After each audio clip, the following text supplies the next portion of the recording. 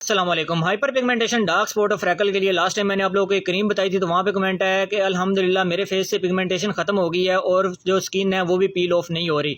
220 रुपये में आप लोगों को एक ऐसी क्रीम मिल रही है जिसमें ना मरकरी है और ना स्टीरॉइड है, दो ऑफ। तो आप लोगों को और क्या चाहिए। इसको जो लगाने का तरीका है वो सबसे ज़्यादा ज़रूरी है। लगाने के लिए आप लोगों ने सिर्फ रात को अपना फेस वॉश करना है, उसके बाद उसको ड्राई होने देना है।